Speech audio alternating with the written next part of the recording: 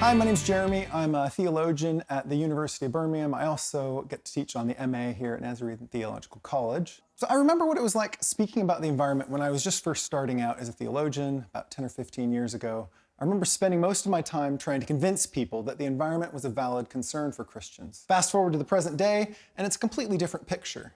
Recently, we had the hottest week ever recorded in Britain. And all around us, we can see signs that climate change has arrived on a global and local scale in the form of extreme weather, flooding, heat waves, and a whole lot of other things that are now impossible to ignore.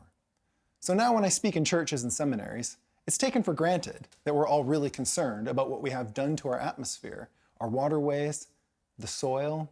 The planet is suffering, and we know it. But just because we're all concerned doesn't mean that we automatically have some theological tools to deal with these issues. I spent a fantastic week this summer doing some teaching and learning with a group at Nazarene Theological College, where we explored these issues in depth. And while we all had a lot of fun, we also came away with the conviction that bringing an authentically Christian response to these issues is really difficult. It's not like it's just a matter of finding some magic Bible verse you somehow missed, or filling up some kind of doctrine of creation bin, which you can set alongside all your other neat and tidy doctrinal bins. If I wanted to sharpen it all to a single starting point, I'd say the point is this. Do we really believe that the God of the universe made everything around us? Do we really believe that the life of every rock, every bird, every solar system, and every molecule was set in motion by God's hand? And have we really accepted that God continues to work in the midst of that creation, seeking to draw us into God's purpose, not just for our local community or our human societies, but God's good purposes for this whole earth and purpose for every single creature on it?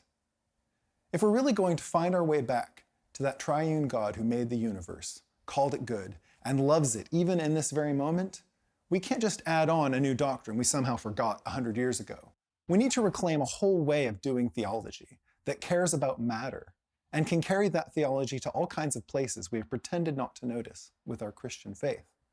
To factory farms, to deforested landscapes, to smokestacks, to the dinner table, to the slowly dying Great Barrier Reef.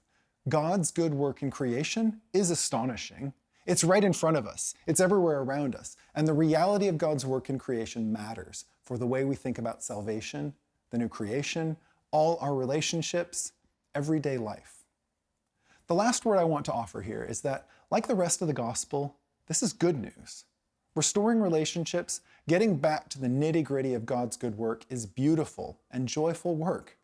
The triune God desperately wants us to get back to the full measure of faith and life that God made us for. And it's the whole creation here waiting, singing, groaning, and ready for us to come back to our senses.